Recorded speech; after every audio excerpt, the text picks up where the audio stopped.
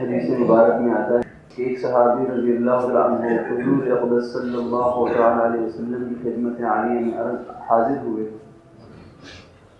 اور آ کر آپ نے عرض کیا کہ یا رسول اللہ صلی اللہ علیہ وسلم، دین کی باتیں تو بہت سی ہیں جن پر ہم عمل کر سکتے ہیں، یعنی ہم آپ سے وقتاً فوقتاً دین سے متعلق بہت سے احکامات، بہت سی نصیحتیں، بہت سے کرنے والے کاموں کے بارے میں سنتے رہتے ہیں جن پہ عمل کرنا بھی چاہیے، ساری زندگی عمل انسان کرتا رہتا ہے۔ یہ مطلب کوئی ایسی مختصر ترین نصیحت فرما دیجیے کہ جس پہ جب میں ساری زندگی عمل کروں تو اللہ تعالیٰ مجھے یہاں بھی اور وہاں بھی کامیاب فرما دے، یعنی مجھے جنت میں داخل فرما دے۔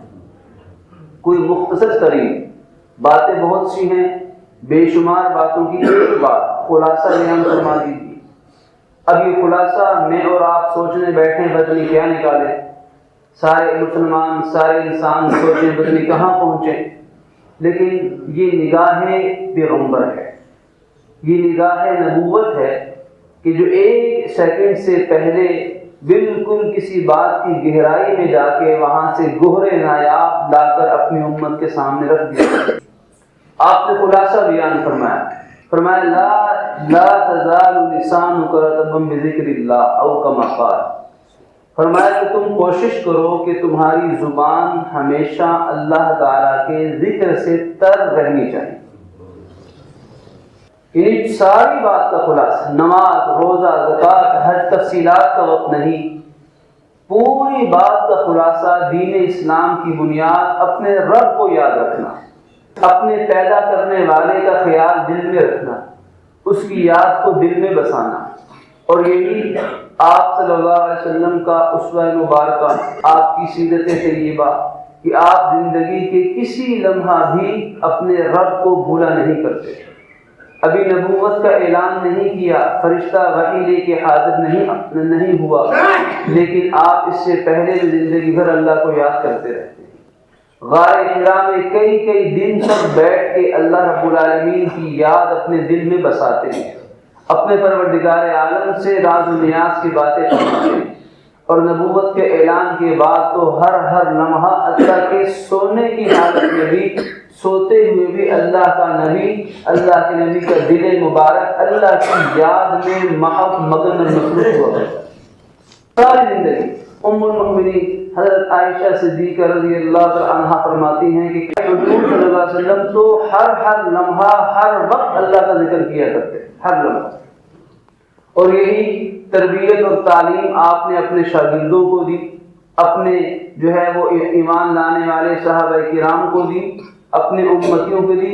چنانچہ صحابہ کرام رضوان اللہ علیہم اجمعین کے بارے میں بھی قرآن کہتا ہے رجال اللہ تلہیہم تجارۃ ولا بیع عن ذکر اللہ، کہ صحابہ کرام کی یہ شان ہوا کرتی تھی کہ خریدنا، بیچنا، خرید و فروخت کرنا، کاروبار، دکان چلانا، دیگر معاملات کرنا ان کو اللہ کے ذکر سے نہیں روک سکتا۔ وہ ایسے عظیم الشان مرد ہیں، وہ ایسے انسان ہیں کہ جن کو دنیا کے کام اللہ کے یاد سے غافل نہیں کرتے۔ اب یہ یہاں پہ ایک تھوڑی سی بات سمجھنے والی ہے کہ ایک شخص کسی سے بات بھی کر رہا ہو، مثال کے طور پر کاروبار چلا رہا ہے، دکان پہ بیٹھا ہے، ملازمت کر رہا ہے، بارگیننگ ہو رہی ہے، بے و شرح ہو رہی ہے، گفتگو زبان دوسرے کے ساتھ محو اور مصروف ہے، یہاں پہ کیسے اللہ کو یاد کرے گا؟ لیکن قرآن تو کہتا ہے کہ صحابہ کرام خریدتے وقت، بیچتے وقت، کاروبار کے وقت، حلال کماتے وقت بھی اللہ کو یاد کر رہے ہیں، تو ہر لمحہ یاد کر رہے ہیں۔ تو یہاں پہ ایک ہی حالت بنتی ہے کہ آدمی کی زبان تو دنیا کے کام کر رہی ہو لیکن دل اللہ کی یاد میں مگن ہو، دل سے توجہ اللہ پاک کی طرف ہو، دل کی ساری توجہات اپنے خالق اور مالک، اپنے پالنہار کی طرف مبذول ہو، تو پھر آدمی کہہ سکتا ہے کہ یہ ہر حالت میں اللہ تعالیٰ کو یاد کر رہا ہے۔ ذکر کی بے شمار صورتیں ہیں، ذکر کی سب سے افضل ترین صورت نماز ہے کہ جس میں ذکر کا قولی ذکر بھی ہے، زبان سے جسے کہتے ہیں، جس میں قلبی ذکر بھی ہے، دل بھی اللہ کی طرف متوجہ ہوتا ہے، جس میں عملی ذکر بھی ہے کہ آدمی اپنے بدن سے بھی اللہ کو یاد کرتا ہے۔ اور شاید یہی وجہ ہو کہ عبادات میں سب سے پہلے نماز کو فرض کیا گیا، کیونکہ نماز ذکر کی سب سے افضل ترین صورت ہے۔ وَأَقِمِ الصَّلَاةَ لِذِكْرِي، اور تم میرے ذکر کے لیے، میری یاد کے لیے نماز کو قائم کرو۔ وَلَذِكْرُ اللَّهِ أَكْبَرُ، اور اللہ کا ذکر سب سے بڑا ہے۔ اور پھر وہ قرآن مجید کی آیت، جس آیت کو شاید میں اس انداز میں ڈھال کے بیان کیا کہ نہ دنیا سے، نہ دولت سے، نہ گھر آباد کرنے سے تسلی دل کو ملتی ہے، خدا کو یاد کرنے سے۔ قرآن نے کہا الا بذکر اللہ تطمئن القلوب، آگاہ رہو، جان رکھو، دل میں بٹھا لو، آنکھوں میں بسا لو اس پیغام کو کہ الا بذکر اللہ تطمئن القلوب، دلوں کا سکون تو انسان کو اللہ کی یاد سے ملا کرتا ہے، نہ روپیہ کمانے سے، نہ پیسہ کمانے سے۔ پوری دنیا کا چکر لگا لیں، پوری دنیا کی صرف ایک ہی کوشش ہے، ایک کوشش ہے کہ میرے دل کو سکون مل جائے، میرے دل کو راحت نصیب ہو جائے۔ عالی شان گھر تعمیر کیوں کیا؟ دل کو سکون پہنچانے کے لیے۔ بہترین ملازمت کیوں حاصل کی؟ دل کو سکون پہنچانے کے لیے۔ اولاد کی کیوں دیکھنا چاہتا ہے کہ میرے دل کو سکون ملے؟ بڑی گاڑی آرام سے سفر کیوں چاہتا ہے؟ میرے دل کو سکون ملے۔ پوری کی پوری دنیا ایک لفظ کے گرد گردش کر رہی ہے، وہ یہ کہ حصول سکون، اطمینان قلب، دل کو سکون مل جائے۔ دل کو سکون دینے والا، دل بنانے والا کہتا ہے کہ تم دل کا سکون چاہتے ہو تو میری یاد کے گلشن میں آ کے آباد ہو جاؤ، میری یاد کے چمنستان کو اپنے دل میں بٹھا لو۔ جس دل میں میری یاد آئے گی ہو نہیں سکتا اس دل سے سکون نکل جائے۔ تو اگر یاد نہیں ہوگی تو پھر بے سکونی ہوگی، پھر انسان لاکھوں کروڑوں کے بیڈ پہ لیٹ کے بھی کروٹیں بدلتا رہے گا، نیند اس کے پاس سے بھی نہیں گزرے گی۔ پھر بہترین غذائیں سب کچھ دھرے کا دھرا رہ جائے گا اور وہ بیچارہ انجیکشن لگا لگا کے زندگی گزارنے میں مجبور ہو جائے گا۔ پھر انسان دنیا کے سارے اسباب جمع کر بھی لیتا ہے لیکن سکون قلب نصیب نہیں ہوتا ہے۔ اور لہذا یہ حدیث مبارک، یہ آپ کی نصیحت ہم سب کے لیے بھی بہت بڑی نصیحت ہے۔ تو کوشش کرنے کی بات ہے، تھوڑی سی ہمت کی بات ہے، صرف عادت بن جائے انسان کی عادت۔ یہ عادت بڑی عجیب چیز ہے۔ اللہ رب العالمین نے انسان کو بڑی قوت بخشی، بڑی طاقت بخشی، بڑا عزم، بڑا حوصلہ عطا کیا ہے۔ یہ انسان خدا رسول تو نہیں بن سکتا، حضور تشریف لے گئے اب صحابی تو نہیں بن سکتا، اس کے علاوہ یہ انسان اللہ نے اتنی طاقت اس کو دی ہے، یہ جو چاہے کر سکتا ہے۔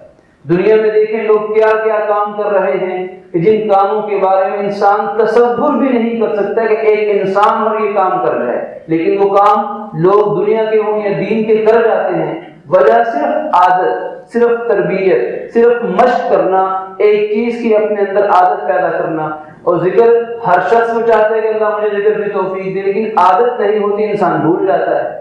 ابھی ارادہ کیا ہمیشہ آئندہ اللہ کو یاد کرتا رہوں گا، زبان ذکر سے کر رہے گی، لیکن 1 گھنٹے کے بعد بھول گیا، 1 دن کے بعد یاد نہ رہا، اور کاموں میں مشغول، یہ ارادہ ذہن میں نسیان کا شکار ہو گیا۔ وجہ صرف عادت نہیں بنی۔ اگر عادت بن جائے تو انشاءاللہ ذکر کی بے شمار صورتیں، افضل صورت نماز ہے، بہترین صورت ذکر کی جو ہے وہ قرآن پاک کی تلاوت کرنا ہے کہ جہاں پہ ایک حرف پہ 10 نیکیاں نہیں، ایک وقت ایسا آتا ہے کہ اللہ قرآن پاک کے ایک ایک حرف پڑھنے پہ اللہ 100 نیکیاں عطا فرما دیتے ہیں۔ اور پھر ذکر میں درود پاک بھی شامل ہے، ذکر میں کلمہ لا الہ الا اللہ یہ پڑھنا پورا بھی شامل ہے، آدھا بھی شامل ہے۔ ذکر کے اندر سبحان اللہ، الحمدللہ، اللہ اکبر، اسے تسبیح فاطمہ کہا جاتا ہے۔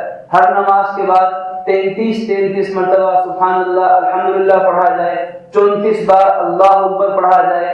رات کو خواتین پڑھیں، حضور نے اپنی لفظ ذکر کو یہ نصیحت فرمائی، رات کو سوتے وقت پڑھ لو، اللہ ساری تھکاوٹ بھی دور فرما دے گا۔ ایک دفعہ سبحان اللہ کہا، اللہ نے اتنا ثواب دیا کہ زمین و آسمان کے درمیان کا خلا مکمل ہو گیا، پر ہو گیا، بھر گیا۔ ایک مرتبہ سبحان اللہ کہنے سے اتنی بڑی عبادت، اور لگا 1 سیکنڈ بھی نہیں۔ سبحان اللہ بحمدہ، سبحان اللہ العظیم۔ بخاری شریف کی آخری حدیث فرمایا اللہ کے نزدیک 2 جملے ایسے ہیں کہ جو بڑے پسندیدہ ہیں، نامہ اعمال میں بڑے وزنی ہیں، زبان پہ بڑے ہلکے ہیں، وہ ہیں سبحان اللہ بحمدہ، سبحان اللہ العظیم۔ اس کی عادت بن جائے، لا حول ولا قوت الا باللہ، کتنا مختصر ترین جملہ ہے، لیکن اس جملے میں اللہ تعالیٰ نے 99 فائدے رکھ چھوڑے ہیں، اور ان 99 فائدوں میں سب سے چھوٹا فائدہ ہے خدا نخواستہ کسی کے دل کو ایسا غم لاحق ہو، ایسا دکھ پہنچے کہ جس سے اس کا دل بھی پگھلنا شروع ہو جائے، شدید ترین رنج و الم غم کی کیفیت پڑھنا شروع کر دے، لا حول ولا قوت الا باللہ، اللہ رب العالمین بہت جلد اس کے دل سے غم کو دور فرما کے دل کو سکون عطا فرما دے۔ تو دعا ہے کہ پروردگار عالم مجھے اور آپ کو بقیہ جتنی زندگی باقی ہے، زندگی کے ایک ایک لمحے کو اللہ تعالیٰ اپنی یاد میں، اپنے ذکر میں بسر کرنے کی توفیق عطا فرمائے، توفیق عطا فرمائے۔ الہ العالمین ہمارے سینوں کو یا اللہ اپنے دین کے علم کے لیے کشادہ فرما، اپنے دین کی صحیح سمجھ نصیب فرما، اپنے دین کی صحیح فہم کے مطابق اخلاص سے عمل کی توفیق عطا فرما، اور یا اللہ اس دین کے پیغام کو آگے سب تک پہنچانے کی توفیق عطا فرما، اپنے دین کی خدمت کے لیے ہم سب کو قبول فرما، یا اللہ خدمت دین کے لیے ہم سب کو قبول فرما۔ پروردگار عالم جتنے احباب یہاں بیٹھے ہیں، جو جو پریشانی ہے، جو جو مشکل ہے، مولا کریم تیرے حکم و تیری اجازت سے ہے، یا اللہ اپنے فضل سے ہم سب کی تمام پریشانیوں کو دور فرما، جتنی مشکلات ہیں سب کو آسان بنا، جتنی دین دنیا کے معاملے میں رکاوٹیں ہیں سب کو دور فرما، اور پروردگار عالم جو مدد فرما، ایمان کے چوروں اور ڈاکوؤں سے محفوظ فرما، یا اللہ بے حیائی سے نکال کے شرم و حیات تو کی دولت نصیب فرما۔ پروردگار عالم اپنی رحمت سے ہم سب کی تمام دعائیں قبول فرما۔ اللہم انت السلام و منک السلام و الیک یرجع السلام تبارک ربنا و تعالیت یا ذا الجلال والاکرام، آمین برحمتک۔